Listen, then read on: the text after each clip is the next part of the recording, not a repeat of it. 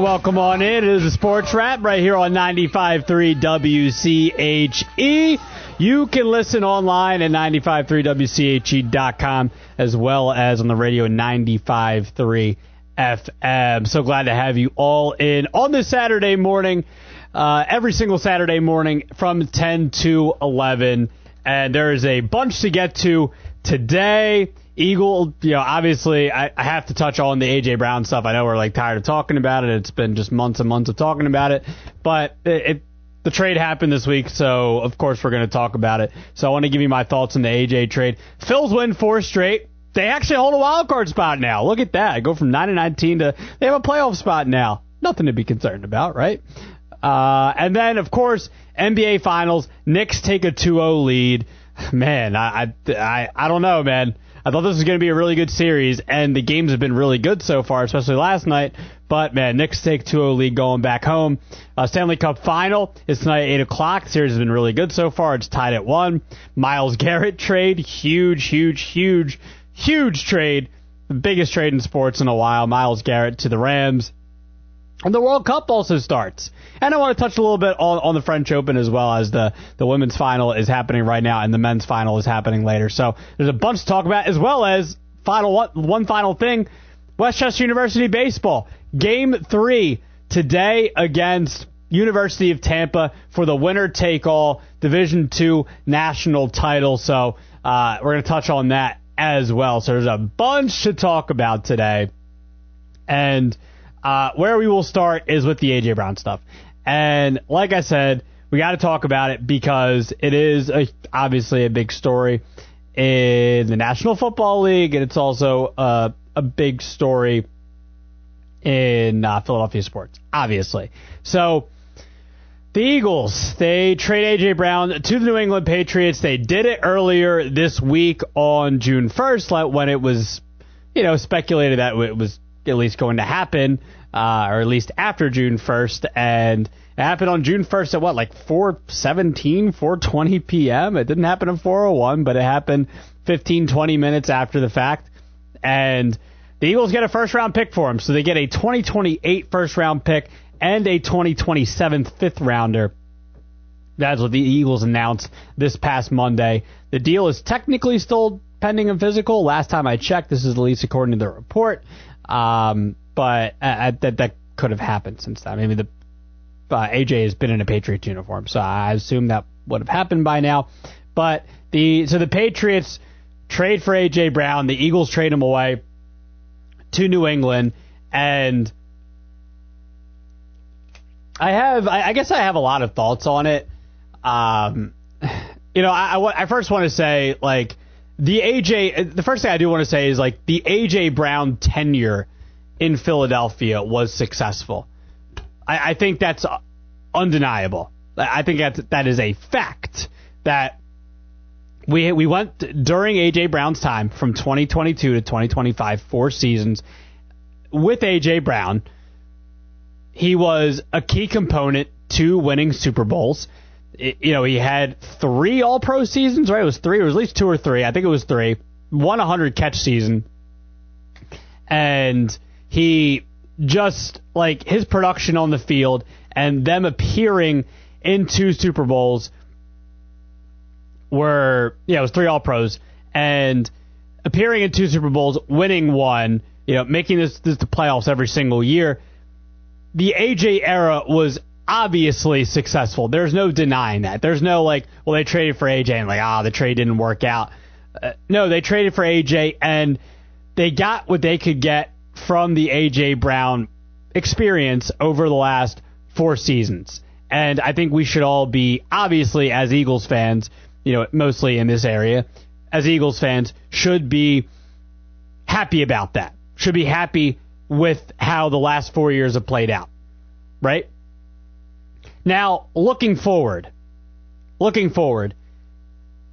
are they going to, I think, miss his type of talent? Potentially. We'll see what happens with Mekhi Lemon, and we'll see what happens with Devontae Smith now that he is the number 1 receiver. And obviously Devontae has been an amazing talent, and he's been one of the best wide receiver 2s in football over the last 4 seasons. And I'm really excited to see what this wide receiver room is gonna look like now with Devontae and Mekhi Lemon and Dontavion Wicks and Hollywood Brown and whomever. So I'm looking forward to that for sure.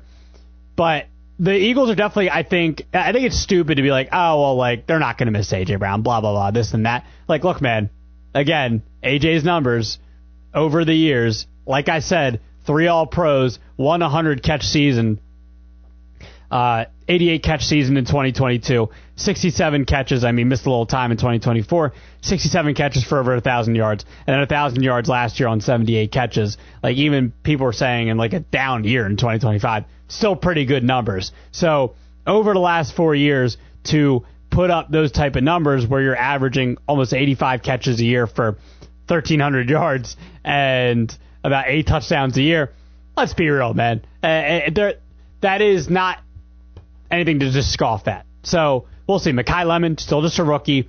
Devontae Smith going into his first year as a number 1 receiver. We'll see. I think at the end of the day, though, they are going to miss. They could miss this type of talent, but they're going to be better off without him, though. They're going to be better off without him. And what I mean is, when you look at the last couple of seasons, everything that has stirred up between whether it was AJ and Jalen's relationship and, the rumors about their relationship and, between their relationship and between all the social media stuff that happened last year and him, coming out after the Super Bowl, making a post about like, well, it was a great win of the Super Bowl, but I'm not really self-fulfilled. I think, let's be real, man. Like, that becomes a distraction after a while. It just does. It becomes a distraction. And while the Eagles are really good at keeping things in-house and PR, they're really good with their PR stuff, that's great. After a while, at some point, it gets to a boiling point. And last year, again, they were really good at keeping things just bottled up. But I think that all the AJ social media posts at the end of the season, not even wanting to talk to the media, at a certain point, maybe it just becomes too much. And I just really think that they're just better off without him. And especially after, like, doing this interview with Maria Taylor, especially. And then this must have been in the bag, so like they knew the trade was happening, obviously. And just hearing some of the stuff he says, it just, like, I think that going forward, it's just like, I think the AJ tenure really just ran its course, and it was time for them to move on. And like, just listen to some of this sound. I just wanted, maybe you've heard of some of this stuff already this week, but I wanted to play it for my show specifically. Here's what he talked about. This whole thing about the rug, him having a Patriots rug in his house for 2 years. Listen to this. This is him with Maria Taylor. I have a real question. When did we get this rug right here? Where did this come from? It came from Amazon. Mm-hmm. But definitely a few years now. It's been here for a while. While you were an Eagle, you had this rug in your house? Absolutely. You got to tell me why. Some things just never change. This is my team. This is my team since I was a kid. So it didn't matter. I was doing what I was supposed to be doing as an Eagle, but this is it. Okay, listen, we're going to get to this chapter. So that was the first soundbite, and that's fine if AJ. Here's my thing. People do, like, I guess, weird things behind closed doors, and I'm not, like, getting into those depths, but, like, talking about weird things as far as, like, AJ having this Patriots rug. Obviously, it's a weird thing, but I also think it's one thing to, like, have somebody come into your house, interview you, and be cool with having that on camera, and be cool with talking about this, having this for 2 years, when you've been on the Eagles the last 4 seasons, and for the last 2 years being on the Eagles, you've had this rug. That is weird stuff, man. That is odd stuff. That's weird. And if AJ was going to be cool with coming out and talking about stuff like this, I just think it's weird. So the rug thing was one thing. The other thing was there's been going, and it's fortunate the way social media is sometimes, obviously. There was like an edited clip from this interview where AJ was talking about leaking things to the media, so to speak. And there's an edited clip that it's unfortunate when things come out this way. But there was a clip that was making its rounds around social media of AJ talking about leaking things to the media to a certain extent. And this was, and shout out to Philly _Mike25 on Twitter. He talked about, he posted the clip of the actual video from the interview where AJ is talking about, maybe saying things on social media or putting things out to the media just to get the team to push the team to play better. And this is a minute-long clip from AJ talking with Maria Taylor about this. I wouldn't say a villain because some of the things that was done, it was done purposely to give us a push. Mm-hmm. I know if I say something in the media, I know it's gonna propel us to work on it because now everybody's talking about it. Mm-hmm. So it's like, are we gonna fix it or not? We can't keep saying it. We can't keep saying it's the standard, and we're not trying to truly get better. I'm not saying that we were, but I know if you say what you need to say in the media, which I won't do that anymore, but it gives everything legs and legs to push and to push everybody to be better. Because pressure isn't always a bad thing. It can also be a good thing too. It just depends on how you look at it. And we had guys in the locker room, which was honestly I felt like it was okay to do because we had guys in the locker room who were men, and it's like, I know I need to do this, I need to do that, including myself. Mm-hmm. So you felt like basically some of the things you would say in the media in ways were a strategy in hopes of helping your team get to become the best version of themselves. Nothing I ever said was for personal gain. It was always to help this team win and try to be our better self. Mm-hmm. Yeah, I don't know how much some of that stuff I buy. So he also says that he's not going to do it anymore. So that it wasn't the best thing. I guess you learn from your mistakes. I don't know, man. It's kind of weird. I don't know. I don't want to say that he was the one saying stuff about like Jalen and stuff like that, leaking stuff to the media. Maybe he was, maybe he wasn't. I wouldn't be surprised if it was him. I wouldn't be surprised. I mean, I think maybe he was talking about mixed things there. Maybe it was talking about that, but maybe he was talking about obviously saying stuff on social media and talking about the passing. The game after Carolina, if you remember that, and then talking about the passing game and that it needs to be better, blah, blah, blah. You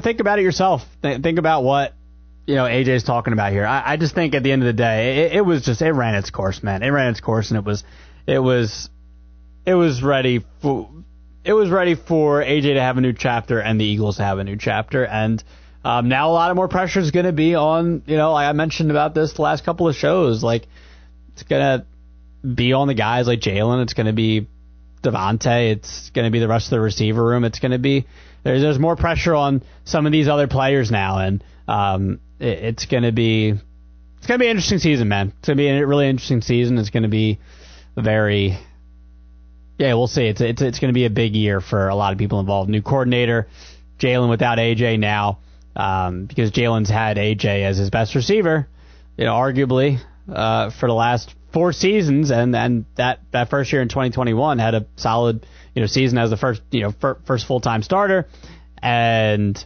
but since then he's had AJ, so it's going to be really, really interesting to see what happens this year. But at the end of the day, man, I think it ran its course, and I don't hate AJ. I think some people are really resenting AJ. I don't necessarily think I resent AJ at this point. I'm not saying screw AJ Brown. It's just more of I'm annoyed with how AJ's already acting, especially in New England, saying that playing here is like heaven already. It's like one of the first things that you say to the press. So annoying, but AJ's time in Philadelphia, it was time for it to finish. I think we're all sitting here saying that it's time for this era to be over. I'm not saying like F you AJ Brown like some people are. I think some people are they're either really hurt emotionally because they loved AJ and they didn't think he was actually going to leave, which I think is partially true. Which I think just take a step back and say, again, like the last 4 years of what he's given us, and at the end of the day, like I think there's also a shame on some people, especially on social media, that we're still thinking this wasn't going to happen, and I think that's on you for being delusional. And like, cool, great on you for being a fan and being loyal, but now you're just butthurt that the guy left. Like, come on, man. So yeah, that was my thoughts on the whole AJ thing. We'll see what happens in the 2026 season. Phils, they won 4 straight, Phils have won 4 straight, and they won last night against the Chicago White Sox, first game of a 3-game set this weekend, and you got a couple of homers from Brandon Marsh and Adolis Garcia. They each hit a homer apiece. Not a great start from Jesus Luzardo. Now, he has been more consistent lately, but not great last night. He gave up a couple of homers between Randall Grichuk and Derek Hill. He gave up 3 homers, 5 earned in 6 innings. Not his best, but over the last 4 or 5 starts, he's been a lot better. So hopefully we can continue to see more consistency from Jesus. You just don't love to see these starts from him. You want to see more consistency, especially after they gave him that extension. So, but good stuff last night. Kyle Schwarber, 4 singles, and nice to see that from Schwarbs. And the Phils were able to put up 8 runs on 11 hits. The bullpen did a good job behind Luzardo between Jonathan Bolin, Brad Keller, and John Duran, who Duran has been just unbelievable so far this year. He is so fun to watch every single time he comes into the game. They are using him a lot, though, so that's something to monitor. How much they are using Duran, but he is obviously their best relief pitcher, and he's one of the best in baseball at that as well. So they do. So the Phils have won 4 straight between sweeping the Padres. They've swept this season series with the Padres. Have won 6, and they've won 4 straight, and now they hold a wild card spot. They have the second wild card spot. Again, I don't think the National League's all that good, so I guess it's good for the Phils. But they have a 34-29 record and had the second wild card spot right behind the St. Louis Cardinals. Now, the Braves have been awesome this year, so I don't know, it might be tough to catch them in the end, but the Braves are 43-21, and the Phils are sitting 8.5 back of the Braves, but we'll see. The Phils have been playing much better baseball as of late, and it's nice to see the offense actually score some runs the last 2 games, 6 and 8. So you get 14 runs in the last 2 games. It's like, oh my gosh, this is like, wow, they're actually scoring some runs. So, but the Phils hold a wild card spot, and yeah, I also need to give my props to Christopher Sanchez. Incredible. His streak came to an end, unfortunately, this past week at 50 2/3 consecutive scoreless innings. That is 3rd all time and the most ever by a left-handed pitcher. So Christopher Sanchez making history this week. He got to the 7th inning, and I was saying, man, like, I want this record so bad, so bad. I want this record for Christopher Sanchez, obviously, and for myself as a Phillies fan, and for the rest of the fan base, us as fans. I wanted this streak, and unfortunately it comes to an end, but 50 2/3 is pretty insane. The most ever by a Phillies pitcher, passing Grover Cleveland Alexander, most ever by a left-handed pitcher all time, and the 3rd ever behind Don Drysdale and Earl Hershiser, 2 Dodgers legends. So Christopher Sanchez, though, incredible, comes to an end, 3rd all time, 50 2/3. Last thing I wanted to mention, Mekhi Lemon, who I was talking about with the AJ thing, he unfortunately right now has a hamstring injury, and it looks like he is going to be out for the rest of minicamp, for the rest of the spring workouts, the rest of minicamp. But he will be ready for training camp. He should be fully ready, or expected to be fully ready by training camp. So that's what I have for you with Philadelphia sports. All right, coming up, there's a bunch to talk about, like I said, with including the Myles Garrett trade and the Stanley Cup final. But we have to talk about the NBA Finals. And the Game 3 ticket prices for the Knicks and the Spurs in New York, they are insane. If you haven't heard about this, you got to hear about it. So we'll talk about that next, coming up right here on 95.3 WCHA.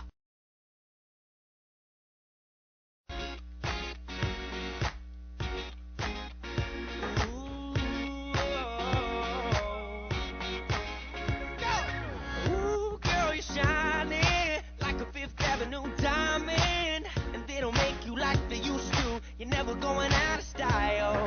Ooh, pretty baby, this world might have gone crazy. The way you save me, who could blame me when I just wanna make you smile? I wanna do you like Michael. I wanna kiss you like Prince. Hey, welcome on back. It is 95.3 WCHE. Sports Wrap with Francisco Rojas. And, man, also I wanted to introduce, I feel like I forget, like, every other time. I wanted to introduce the Twitter question, and it's going to relate to the Stanley Cup final, and we'll get to the Cup finals in a couple of minutes. But if you want to go vote on today's Twitter question, you can go at 95.3 WCHE on Twitter. Who do you think will win the Stanley Cup final? Golden Knights or the Hurricanes? Go vote. Who do you think will win the Stanley Cup? Golden Knights or the Hurricanes? Series is tied at 1. We'll get to the series in just a couple of minutes. And let me know, or you can tweet me as well, at Rojas_media_, but go vote on that Twitter poll, and we'll reveal the results in about 20-25 minutes from now. So I wanted to start with the NBA Finals, man. Boy. I think as a Sixers fan, I can say this in this segment, I'll say it too.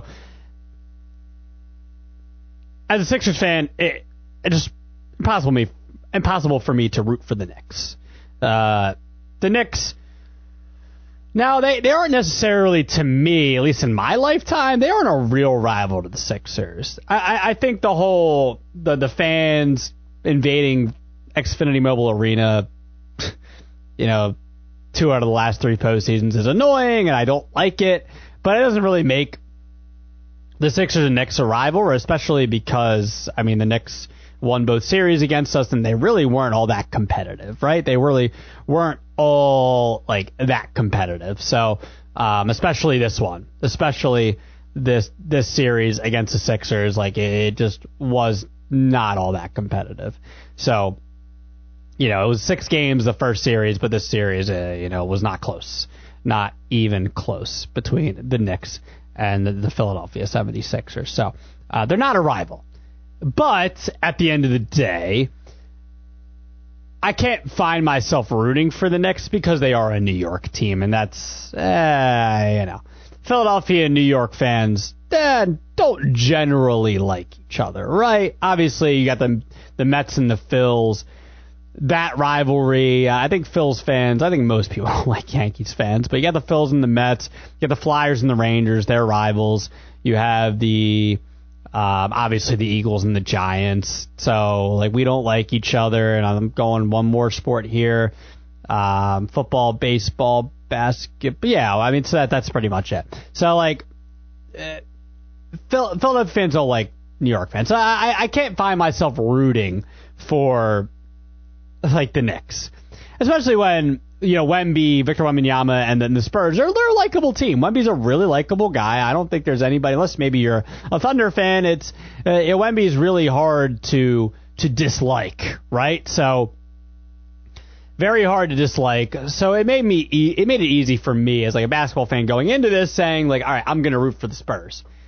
And, man, especially after last night, man, I picked the Knicks in 6 games to win this series just because I felt like the series could go either way, and maybe a couple years down the line when the Spurs are really maybe going to be really ready to win a title, maybe be different. But the way the Knicks have been playing ever since they lost those first 2 games to the Hawks, they have just been on a run, just destroying teams. And obviously they have not destroyed the Spurs.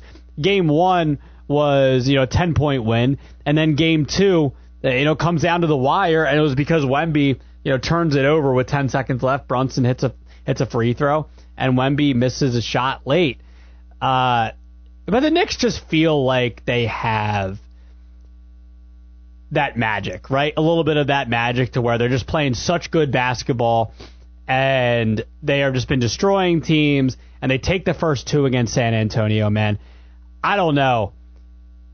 Would I be surprised if this was a sweep? Not really. Not at this point. The Knicks are coming back to MSG. It would, especially after they're taking a 2-0 lead.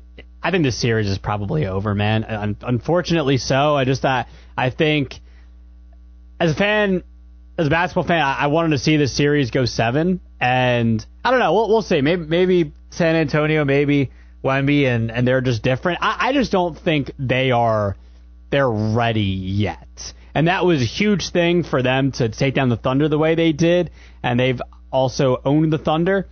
But I think the Spurs are maybe like a year or 2 away from really hoisting that trophy, and we'll see. I mean, if the Thunder are going to come back, I'm sure the Thunder are going to try to obviously avenge the team that they have.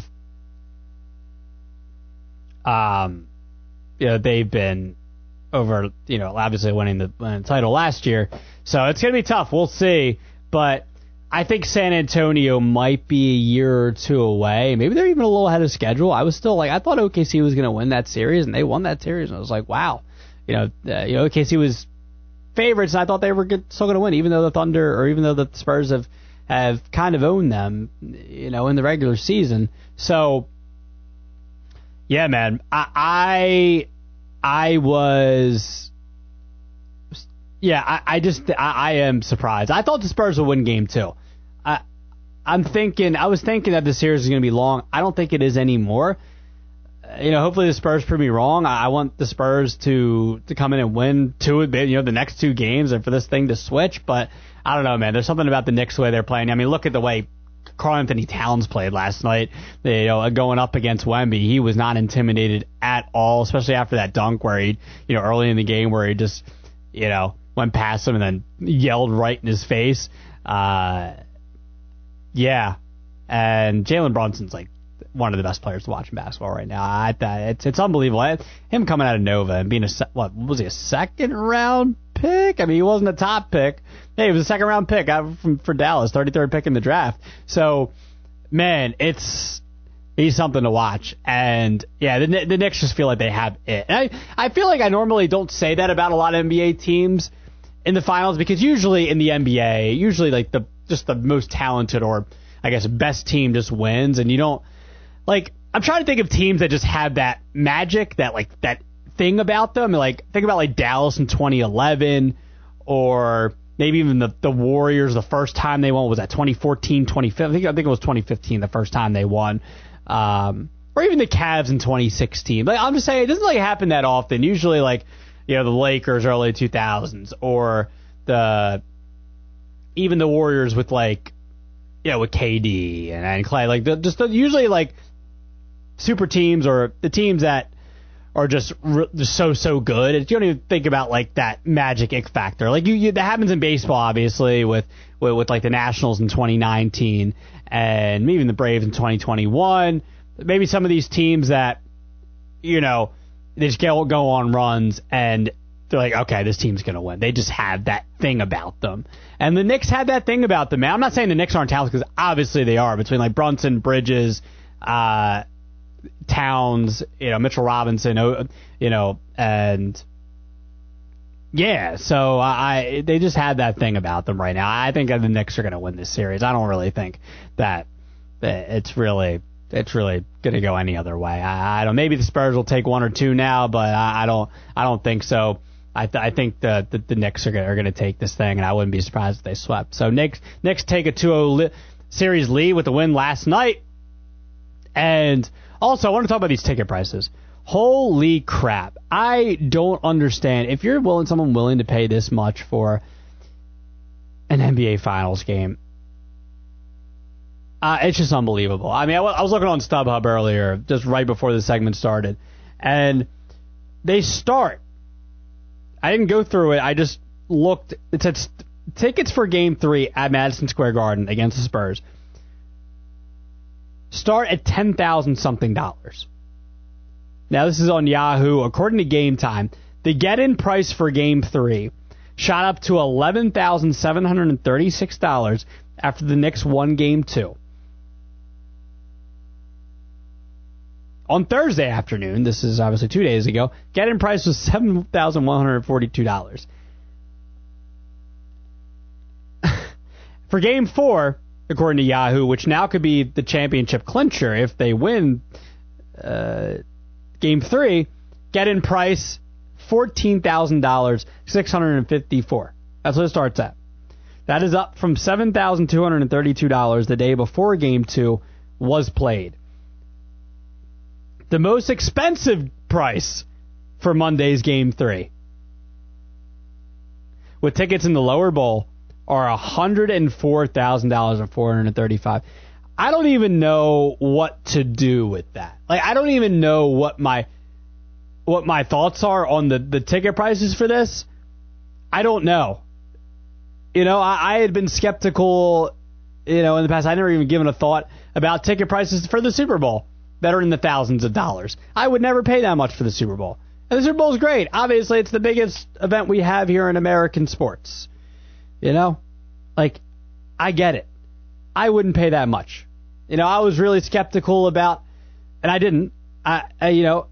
Tickets for Flyers Penguins Game 3 and Game 4 were like $300, $400, and I was like, screw that. But I guess if you have the money, I guess you're going to pay it. I don't know, $104,000 is absurd. $10,000 is starting out for Game 3. $10,000 to $11,000 is absurd. I don't even know how else to put that. I don't even know. So it's just absurd what these Game 3 and 4 ticket prices are at. But I guess it's New York. I guess this is why you see they travel so well. Of course, they're all at the Game 2 last night against the Spurs, and they're at Game 1 too. Like, you hear all these Knicks fans.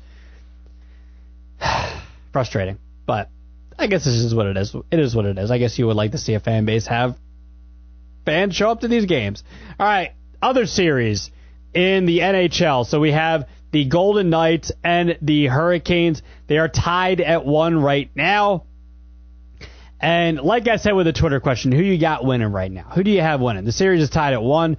Who do you think wins the Stanley Cup final? Is it the Hurricanes or is it the Golden Knights? Get in and vote at 95.3 WCHE. Now, man, Vegas, like I said, I think the series could go either way. Right now, Carolina, that was big for them to win in overtime in Game 2.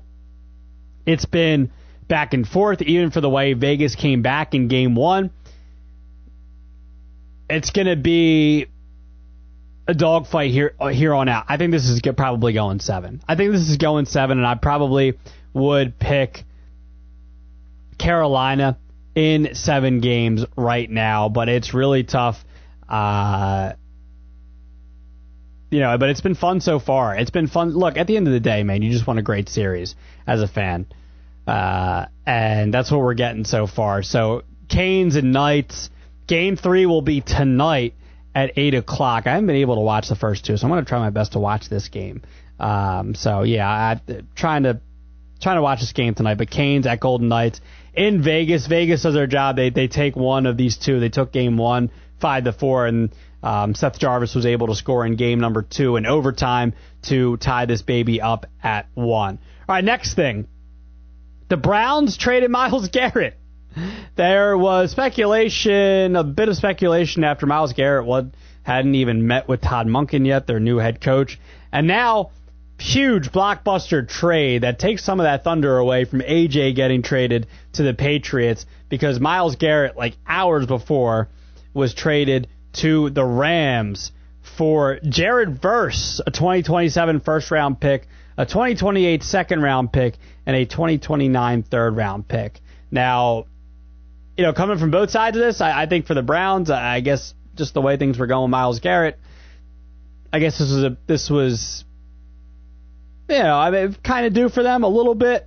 And there was some talk about this over the last couple of years, but now Garrett's actually traded to the Rams. And I think they're going to get a pretty good return. They get Jared Verse, who is looking like he's going to be a future superstar. Has been really good over his first 2 seasons in the National Football League. So we'll see how his career shakes out in Cleveland. But they get a first-round pick for next year, a second-round pick the year after, and a third-round pick in 2029, including Jared Verse, who's already a star in the NFL, won Rookie of the Year a couple of years ago.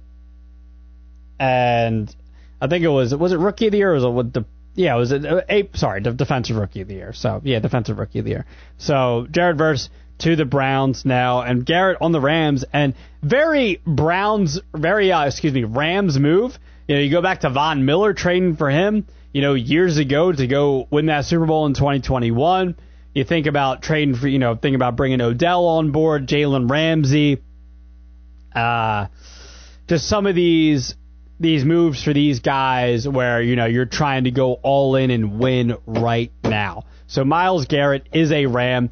Clearly one of the favorites to win the Super Bowl, especially to get to the Super Bowl and represent the NFC. So Myles Garrett is a Ram, and he set the single season sack record last year. We'll see how it shakes out for Myles Garrett on the Rams now. I mean, that's going to be really exciting. You go from Aaron Donald a couple years ago retiring. Now you get, a future Hall of Famer in Myles Garrett. So Garrett to the Rams. All right, other things, a couple of more things. National sports. We have the World Cup starting next week. Sounds like France and the usual Spain and France seem like they are the favorites. And according to ESPN right now, Spain is the favorite at plus 450 with the odds. France at plus 475. England at plus 700. Portugal at plus 850. Argentina at plus 900. And Brazil at plus 950. Are you somebody that's excited for the World Cup? Like, I am. I'm always excited for the World Cup. I generally like soccer. I wouldn't say that I follow it super closely, but whenever the World Cup happens, I'm going to be excited for the World Cup. So the World Cup is coming to the U.S., and we're going to get some matchups here in the in Philly at the Link. So U.S. is going to face off against Paraguay in their first game, and I'm excited for the World Cup, man. Super excited. So World Cup is going to start next week, and really looking forward to it. And then last thing, Aaron Judge, unfortunately, injured. Stress fracture in his right first rib, and the Yanks are saying that Judge will be re-imaged in 4 to 6 weeks to gauge healing and determine appropriate next steps for his recovery. It's a big blow to the Yankees. The Yankees have been one of the better teams in Major League Baseball, and their starting pitching has been, really, really good. They're 1.5 back right now of the Tampa Bay Rays in the American League East and retain the top wild card spot in the American League. And, we'll see what happens with Judge. He's going to be reevaluated in 4 to 6 weeks. And this is something that he's been trying to play through. And while, it's a big thing in sports to be looked at to, you should play through things. I don't know, sometimes it's not always the smartest thing. But Judge, unfortunately, has a stress fracture in his rib and going to be looked at again in about a month to a month and a half, and a big blow to the Yankees. And looks like we'll probably get a new MVP, a new American League MVP. We have not gotten one in quite some time because Judge has won the last two, and then the year before that in 2023, it was Shohei Ohtani. So we're going to get the first, and then it was Judge in 2022. So, and then 2021, that was Ohtani. So we're going to get a new American League MVP of Jose Abreu got in the shortened season in 2020 from the White Sox. And so it's been Ohtani and Judge. Man, it's been Ohtani and Judge from 2021 to 2025, which obviously, I guess. But, man, looking forward to get a new American League MVP. I think the front runner would probably be Bobby Witt, but we will see. So we're going to get a new American League MVP coming up this year in 2026. All righty, coming up in the last segment, man, French Open, man. My pick is looking good because I think she's about to win it. If not right now, I think she may have won it. And almost. And Westchester baseball, we got to talk about them. Talk about like what they're trying to go win a national championship in a winner-take-all game. So that is coming up right here in the final segment on 95.3 WCHA.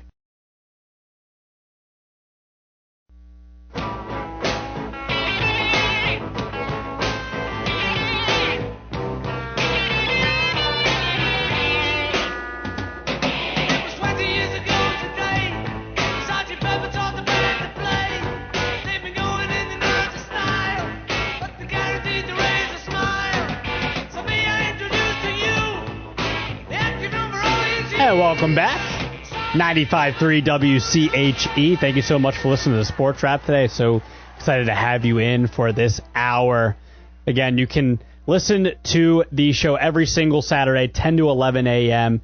On your radio dial at 95.3 FM and as well with online at 953wche.com and also on that website. You can also, if you miss any of the show or you want to go back and listen to, if you want to go back and listen to any parts you missed, you can go over 953wche.com, go to the podcast category, and just scroll down. We have podcasts for a lot of these shows, and you can find the Sports Wrap and listen to the show. It's podcasted every week. So,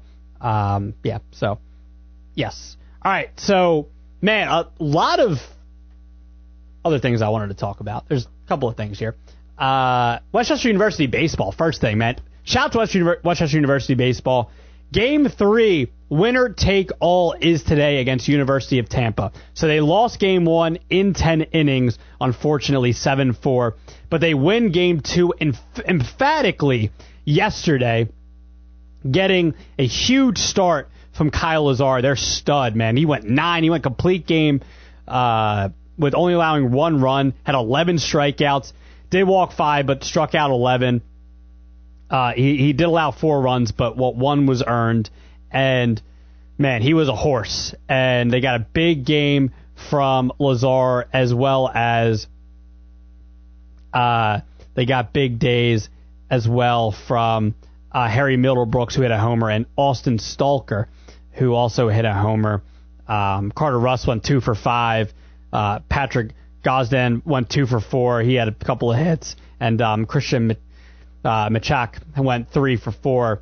And those guys had big days, and they were a big part of why Westchester won Game 2, 12-4. And today, man, big, obviously, winner take all. Winner take all against University of Tampa, 3 o'clock today at the USA Baseball National Training Complex in Cary, North Carolina. So big good luck to the Golden Rams baseball team to try and go win the D2 national title. They won the regional title, and now they're trying to go win that D2 national championship. So big time, good luck to Westchester University baseball team. All right, French Open. So the women's winner is she has 3 matches. She just won. So shout out to Mira Andreeva, who beat Maja I can't even say her name. Shout out to me for doing my research on how to say her name. Maja Twalinska, who is Polish, I believe. Yeah, she's Polish because she's cool with Iga, I believe. And, she just unfortunately lost in a final against. She's like the 114th ranked player in the world, so this is a big deal for her.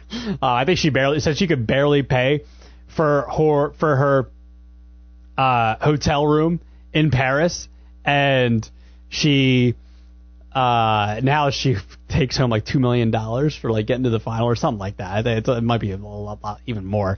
But Mira Andreeva wins her first major. She won Indian Wells a couple of years ago. She wins her first major at 19 years old. Mira Andreeva. So shout out to Mira. She was my pick, not to flex, but she was my pick. I said this is her time, and it was. You're welcome. Come for my French Open picks. I also did pick Jannik Sinner, though, and Jannik Sinner. Look, I mean, everyone was picking Jannik Sinner, so like, I'm not that stupid. But shout out to Mira Andreeva for winning. My pick for Sinner, not looking great, but also, unfortunate thing I want to say, it stinks. And I think Flavio Caboli would say the same thing he did about his countrymate Matteo Arnaldi, who was set to play in his first semifinal in a Grand Slam, and unfortunately came down with a viral infection and had to withdraw right before the match started against Flavio Cobolli. So Alexander Zverev, he beats Jakub Menchik, and he's going to play against Flavio Cobolli in the men's final tomorrow. Zverev versus Cobolli, and Cobolli's had a really good tournament. He is the 10th he's a 10th seeded player in the tournament, so this isn't an absurd thing for him to get here.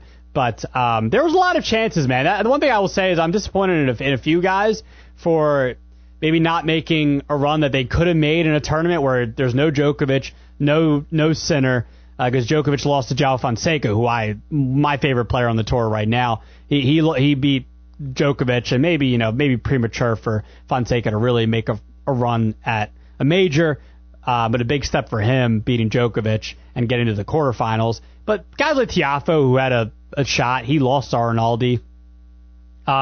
Felix Auger-Aliassime, Ben Shelton, some of these guys that I thought, okay, maybe this is their time to make a run. This is, this French Open is wide open. And unfortunately, they don't make a run. Unfortunately, they don't. So, but you do get Flavio Cobolli versus Zverev. Zverev was clearly they're going to be the favorite after Sinner lost. And so Zverev also 3-1 against Cobolli in their head-to-head. So they both beaten each other this year, though. So we'll see. Zverev recently beating him in a Masters on clay, and Cobolli beating him in Munich. So we'll see. Hopefully we get a really good match tomorrow. It looks like Andreeva didn't really have a problem with the Polish with the Polish major finalists, but we'll see. Hopefully we get a really good match tomorrow. Last thing before we get to the Twitter question, I want to mention a couple of video game covers that have just been announced this week. Caleb Williams will be on the cover of Madden 27. I know some people don't like Caleb Williams. I am a Caleb Williams guy. He's on the cover. He was the number 1 draft pick overall a couple of years ago. Look, he's probably one of the quarterbacks that the NFL is trying to push as, one of the faces of the league going forward. And so Caleb Williams kind of makes sense to me for them to have as their cover athlete on Madden 27. For College Football 27, they just revealed their cover athletes and their trailer. Kejuan Lacey, Malachi Tony, and Dante Moore are the cover athletes for College Football 27. So I do play College Football 26 and Madden 26. Madden 26 kind of stinks to me. College football is really good. So I'm probably going to be looking forward to getting that game eventually. So College Football 27, that'll come out in due time, as well as Madden. So Twitter question. Who will win the Stanley Cup final after the series has been tied at 1? Who will win the Stanley Cup final? Golden Knights or the Hurricanes? Hurricanes came down with the most votes, 100%. So I would agree. Hurricanes will win this series, I think, in 7, but I think it's going to be really close between Vegas and the Carolina Hurricanes. So, again, you can go listen back to and again, go follow 95.3 WCHE on Twitter, Instagram, and TikTok. It's all the same everywhere at 95.3 WCHE. It's common on all 3 of those social media platforms. So I am so go follow there. There are all our social media platforms for 95.3 WCHE. All right, that will do it for me. Let me know. You can tweet me also at Rojas_media_ and talk to me about everything that we have talked about today. From the AJ stuff, are you still how are you feeling about AJ getting traded? Is it bittersweet? How do you feel? Are you pissed off at AJ? Screw this guy, whatever. I know a lot of people are feeling that way. Phils hold a wild card spot. So Phils will take on the White Sox today at 4:05. It will be Andrew Painter on the mound against Brandon Eisert from the White Sox. So that will do it for me. Another sports wrap here on a Saturday morning. I will talk to you guys next week. Enjoy the rest of your weekend.